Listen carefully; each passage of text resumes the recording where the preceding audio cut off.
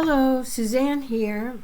Welcome to Excel Intuition's second date functions challenge video. In this workbook, we're going to be looking at date calculations related to expiration dates. And if you haven't already done so, I recommend you download your own copy of this workbook so you can try this out for yourself before following along with the solutions. So I'm going to go ahead and click on the Date Calcs Food Quality worksheet. And what you have here is a set of different food items listed in this column. And according to a website you can find, if you'd like to take a look at it, these are the days, months, or years these items should typically last if stored in your refrigerator. So what we're going to do in this worksheet is we're going to calculate based on today's date what the projected expiration of the item would be if purchased today. So first we'll enter a function to bring in today's date, the today function, and then it's going to be useful to have the year, month, and day of today's date broken out for us to use in generating the projected expiration dates. So we're going to use the year function, the month function, and the day function to get those values. I'm applying the year function to today's date. And now the month function.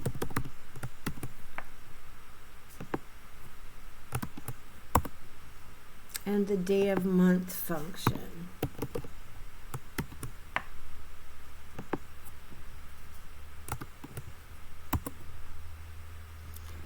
Now you'll notice we've got these several different food items, and then we have their time till expiration defined in either days, months, or years.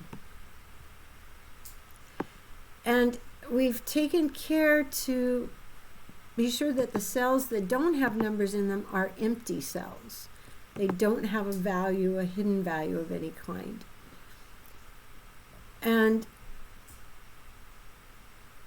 the way we're going to calculate the date of expiration, we'll use the date function, which has 3 arguments, year, month, and day.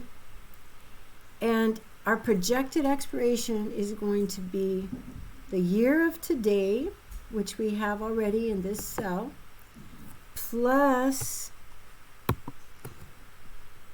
any year value there is in the projected time till expiration column.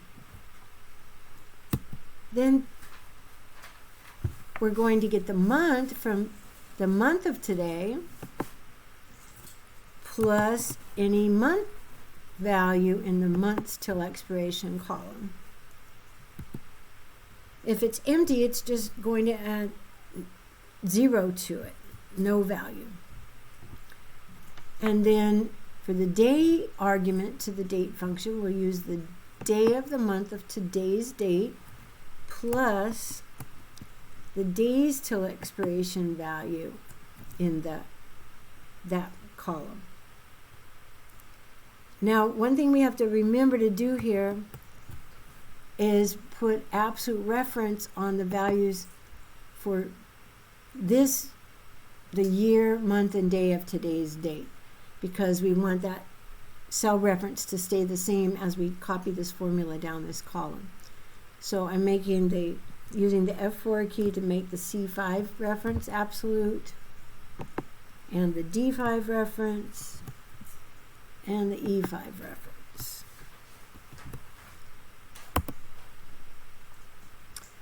And now I'll copy that formula down the column. And we want to check and make sure that the way we did this got the results we should expect. So we have apples with the projected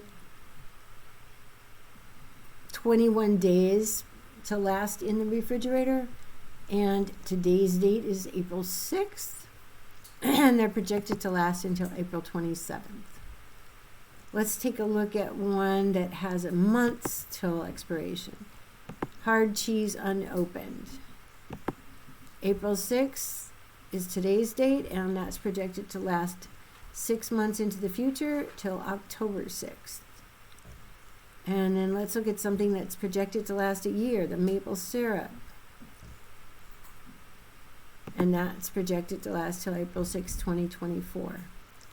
Now let me just say, even though we didn't have any examples like that, if we had months and days in here, we could say something was projected to last 1 year, 6 months, and 5 days. This formula would still work. It doesn't only work if there's values only in one of these columns. But the main thing is that the cells without any value are actually empty. And we can test that if we apply the isBlank function to one of these cells and confirm that it is true that that cell is blank. There's not any hidden value in there. And that's the end of our second date function challenges video. Thank you.